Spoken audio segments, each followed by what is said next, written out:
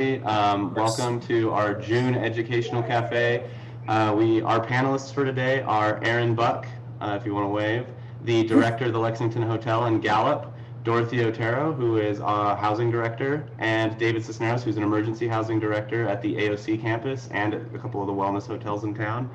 And what we're going to talk about today primarily is going to be the programs and how they've evolved during COVID and what that's going to look like going forward, and some of the lasting impacts coming out of COVID and some of the ways that we've changed or new programs or how things have evolved in a lot of cases. So I think first off, let's kick it over to Dorothee and just tell us about your program and how that's changed in the last year.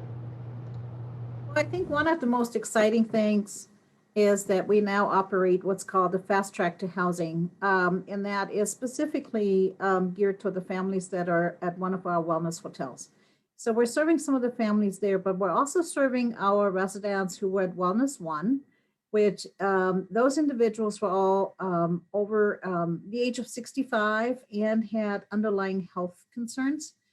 So that is a population that in the past we did not specifically serve. But one of the things that came out of this whole last year is that we saw how many seniors we have that are in the position where they find themselves experiencing homelessness. And there were some special challenges with rehousing those individuals. So we received a total of 40 rapid rehousing vouchers through the city of Albuquerque. Again, some of them we used at the Wellness One. We work with the Pathways Navigators through UNM at Wellness 2. And again, in a collaborative effort to house families as well as individuals there at the hotel. So that was really one of the great things, gives us a great experience in working with a rapid rehousing program, a program that we've previously not provided. We provide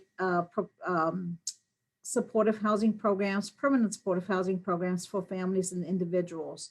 So rapid rehousing is just a little bit different. So it was really exciting to get that going.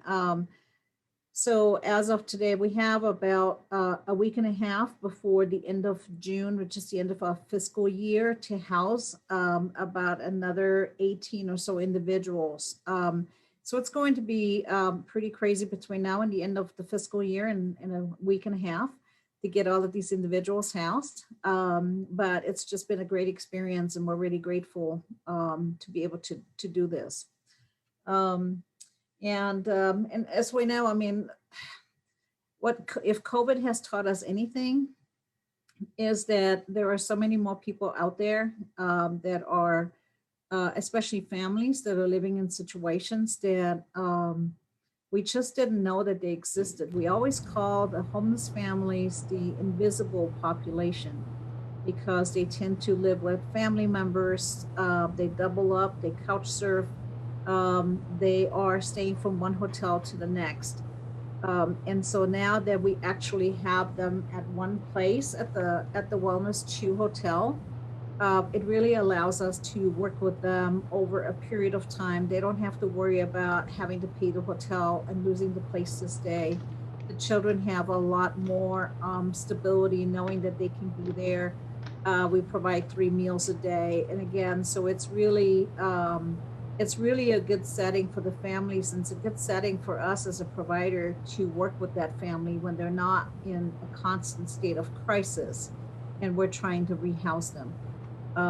So that's probably the biggest thing that has come out of, like I said, out of this whole situation, and how we responded to the crisis that came out of COVID. That's great. So Erin, you are part of our new program out in Gallup at the Lexington Hotel. What can you tell us about what the services for people experiencing homelessness in Gallup were like before, and what the Lexington is doing now, and kind of what gap it's filling? What can you tell us about that? Services around Gallup were and are still pretty limited. We had one little detox center that provided some like transient homeless care, like if they were going from one place to another, or they'd have a 30-day shelter. They had a couple programs going on. And we had Catholic Charities that provided soup kitchens and a place to stay overnight, except for Thursday. I think there was one day a week that they take off. And that was just about it. Care 66, that used to own the building that we were in, they did some permanent supportive housing as well as emergency housing. But due to some financial problems, it shut down, I believe, in 2016. And at that point, it was extremely limited. And even when it was open, it was only for individuals. And as Dorothy pointed out, there's this huge hidden family crisis of homelessness going on. We've had a lot of people come in who they panhandle each day just to get enough to take care of the hotel for the night. And it's a generational thing, mothers having daughters raising, and they just live in hotels. Their whole lives are just served, or they live in their trucks in their parents' their parents' yards, and it's just a mess. So they had very little support for any women, any families, and it was very substance use related for single men. Okay. Oh, nothing. I just was saying, saying like that's pretty interesting. Seems like a pretty large gap in service there. So what are you doing at the Lexington to kind of try to fill this need? I'm curious. Yeah. So we specialize in, I'd like to think at least, we specialize in women and families, because we took over, it used to be a hotel, this is why it's called the Lexington Hotel, but they renovated it with, a shelter in mind. So we've got a few connected suites or larger rooms that can hold 3, 4, 5 people. So we're able to put families or couples, and the couples get to stay together, or, single parent and child. We have a lot of different unserved populations here that we are able to, fill that need. I would say, a good, at least third of our population, it's families and couples that are able to stay together due to this, and just the massive amount of singles who have needed the extra support. And there wasn't anything like with the AOC where they had housing and case management, case support. We've got counselors coming in, like into the building, doing their group sessions here, and we're connecting them with individual counseling that also comes here, so they don't have to worry about the transportation, and we get them referred directly to services, where we're really trying to take down all the barriers that are keeping them from succeeding here and doing a very holistic improvement.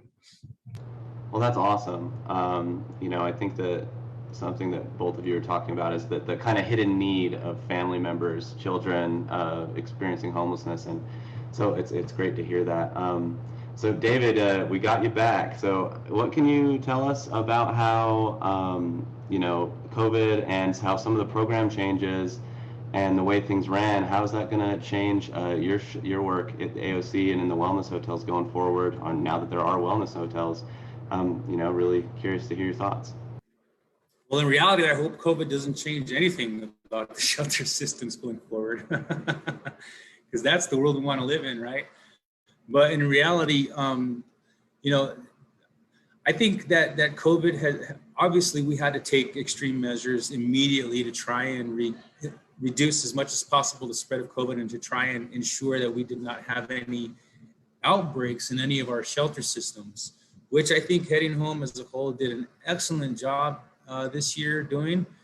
Any outbreaks that we saw were in areas where we expected to see them, and there were measures in place to make sure that those were dealt with. So for example, we had a special pods at the Westside Emergency Housing Center that allowed us to place individuals who were under investigation for potentially having COVID or were actually tested positive. We had a safe place for them to quarantine and isolate so they wouldn't get anybody else sick. Additionally to that premise is how the wellness hotels came about.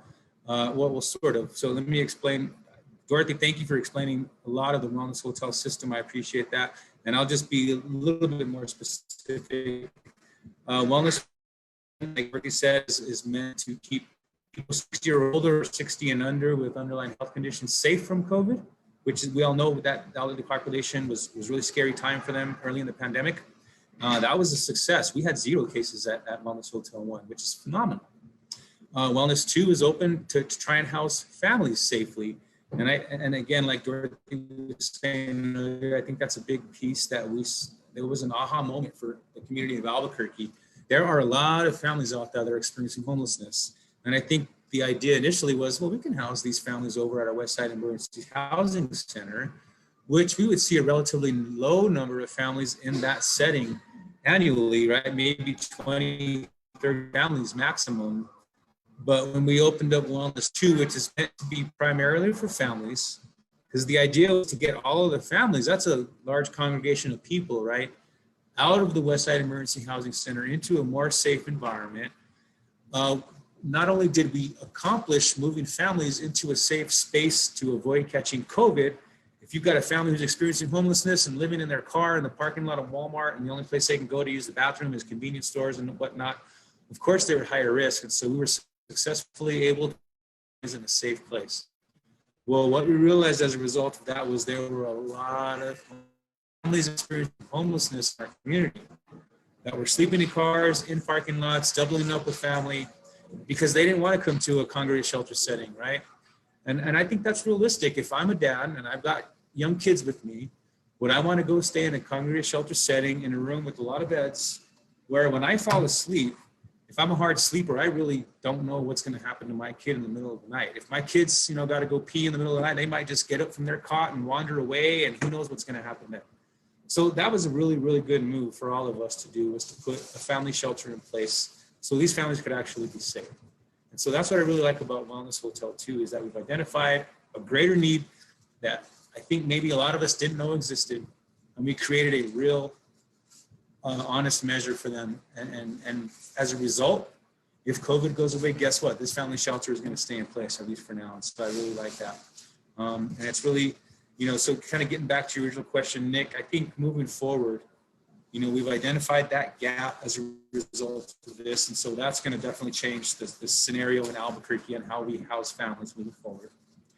Secondary to that, I think all of us working in the shelter system realize just the inherent necessity to safeguard ourselves against anything. And so I'm highly considering the idea of never moving away from the screening system that we have in the shelter. We just do that every day moving forward, no matter what. Because guess what? If we do that, we can catch people with flu. We can catch people with other communicable diseases that we want to keep out of our shelters anyway. So to me, that's a good move. So that's definitely going to stick. And I think we've all just become more aware of how we interact with each other. And I don't know if you guys have noticed, but flu has been almost non-existent this past year, right? How cool is that? I mean, that's one of the only side effects I can see that came out good from this whole thing. But so we want to kind of keep some of that momentum, right? We like the idea of keeping people from getting sick, because I'll tell you this, I've been in the shelter system for over 15 years, and every year people start saying, oh boy, here comes the cold season, here comes the flu season, and we all get sick. And then it starts to run through everybody, and okay, we're going to start losing staff, a few days here, a few days there. We haven't seen that. That's really, really made a huge impact on that piece for us. And so we're definitely going to keep that. I think we're always going to look at how we operate the shelter systems with that in mind moving forward. I don't believe anybody will, unless they just are tired of dealing with that kind of thing and maybe choose not to. But we're definitely going to keep it heading home. Yeah, that's great. I just wanted to remind everybody watching that if you have any suggestions for future topics that you want, just drop them in the comments and we can probably do something in the future. Or if you have any questions about what we're talking about now, feel free to type them and we can ask. I have a question for the three of you, and I have a feeling I know what the answer is going to be. But now that we have some of like Wellness Hotel 2 in place, the Lexington, and we've recognized this increased, need and population for family housing. Do you think that the facilities that are in place now are able to keep up with demand, or is Wellness Hotel 2 constantly, full and having to, find other places for people to go? I'm just curious because I know that going from 20 families a year to 200 families in 6 months is a huge difference. So I'm just curious what you guys think about that. I already could say we could definitely use another wellness too. Now, here's the thing that I always think about in those scenarios is that, and Dorothy, please tell me if you think I'm wrong, but I believe, this is true. The more resources you put in a location, I think that word gets out, and I think we'll have more people congregate to the city, so we got to be careful with that. I really do believe that people start to identify what cities are offering the most resources, how they can get by the easiest, and people will definitely congregate to those places. I think that's in danger of happening anywhere that you add more and more resources. But I also believe that there's a way to avoid that in a humane and appropriate way. But I have no doubt that we could use definitely one more Wellness 2 hotel, maybe even a second or a third, I should say, because I know there's more families out there than we can house right now in Wellness 2. We could, with the people that we have calling in every day, we could fill up another Wellness hotel right now. So I hope the city's listening. And David, I think that so as our demand increases with the Wellness Hotel, again, that is just an emergency stay. It's a short-term stay. We are getting to the end of the fiscal year, which allowed us to house individuals. So that money now stops. And so we need for those entities, i.e. the city of Albuquerque, not to step up and supply us with additional vouchers, because going forward, all of the housing vouchers that we were given are now spoken for. And so we will need additional vouchers. And I know that the other providers that were given those vouchers at the same time that we received ours, which was earlier this year, they are also up against that same deadline. So hopefully we will see a continued support for those services, not just the pathways to continue services at the hotel, but also for additional vouchers to really get people into housing. Because obviously that's the long-term goal is now that we have identified these families and we've housed them short-term, that they're in a better position to get into long-term housing. So I'm hoping that those resources, additional resources, will be made available. Well, that's great. Yeah, it seems like there's a big need there. We have a couple questions from our Facebook chat. So I'm going to start with Helen's. She had asked first, and she says, given the eviction moratorium is expiring at the end of the month, what are you anticipating in terms of increased need for housing in the community? And if you want to talk about Albuquerque, maybe Erin could talk about Gallup as well, because I'm sure that they're different. Mm-hmm. Yeah, that's going to be a tough one to predict, to see what effect that's going to have. I think there is going to be a huge effect of people losing their housing. There are a lot of people that did not take advantage of the rental assistance that was available that may have prevented some of those evictions. But I do see that there's going to be a really new population that we'll see. And that's a population of first-time homeless families. And again, with the Wellness Hotel being full, with the additional resources for housing not being there, we'll just have to see kind of what has been put in place to rehouse those individuals in a very quick way, so that the experience of homelessness for those families. Okay, great. And what are you thinking out in Gallup, Erin? Are you anticipating some increased need? Again, it's hard to say. We do have that rather large population that's mostly living in motels or hotels or hogans. We already do have a couple people on our waiting list, like pending their eviction here at the end of this month, just individuals for now. And frankly, our the people walking in the door has been increasing by the day anyway. You know, initially there was, you know, 2 or 3 a week, and then there's 2 or 3 a day. It's already been, you know, snowballing. So in some ways it may be helpful, like some of our people who are on this huge wait list maybe get into housing, but then other people are losing their housing, and it'll, yeah, we'll see how it'll go. We're doing our best to prepare, getting the staff and the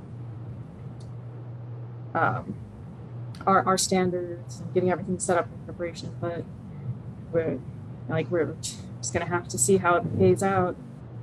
Yeah. We have another question. This one's from Julie, also in the Facebook chat. And she asks, what kind of assistance is provided to help kids in the wellness hotels with their schooling? And this probably could also apply to the Lexington as well. So. Yeah.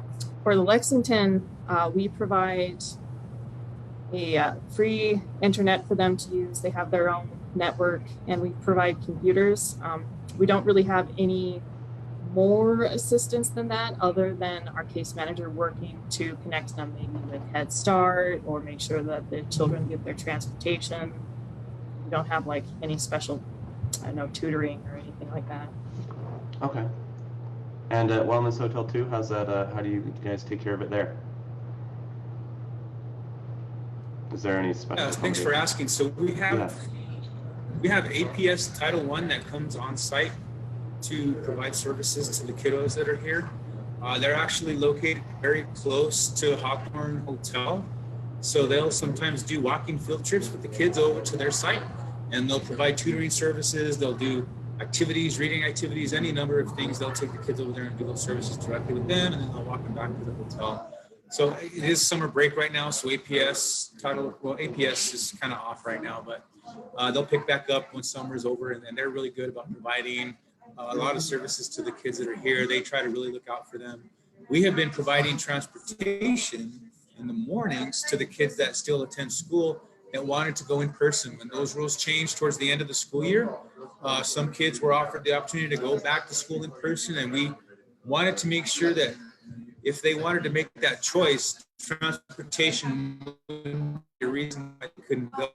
So we scrambled and we put transportation measures in place, and that was a challenge because you got almost 200 kids location, but the intent was to let them all go to their home school, not all go to the school that's around the corner from the hotel. So we were taking them all over the city, right? Because we want them to go see their friends again and see their old teachers and just have that real experience. It was a lot of work, but we made it happen, and it was very successful. And so we were just glad that we could make that happen for the kids towards that end of the year last year. And we're hoping for even better things for this upcoming school year. Well, that's great. You know, we're approaching our time, and so I would just like to remind everybody watching that if you ever need more information, you want to figure out a way to get involved, you want to figure out a way to donate, or just keep in touch with us, you should check us out on our website at headinghome.org. It's constantly kept up to date. You know, follow us on Facebook. You know, you can see what's happening in our community revolving around these services. And I would just like to say, you know, thanks everybody for coming. Would our panelists, do you have anything you'd like to add and let our viewers know before we sign off here for the day?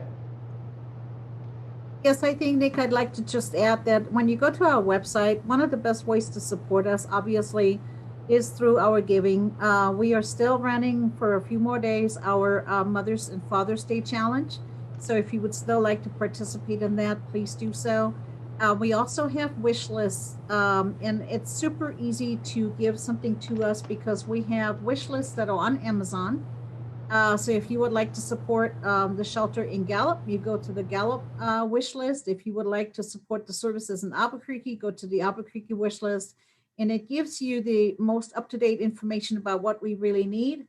And it's as easy as just ordering online. It just gets shipped to us directly, and it provides us all of the things that we need at the time. So please consider that as you, if you want to give to us, that would be a great, great help to us. And thank you so much. Absolutely. And I also do believe a lot of our programs are hiring right now. So if you know somebody who needs some work, check it out on our website. I think that's just about everything for us today. I would just like to say again, thank you everybody for coming, and thank you to our panelists for giving us such great insight into their programs. And we'll see you next month. All right, bye-bye everyone. Thank you, everybody. Enjoy the rest of your night.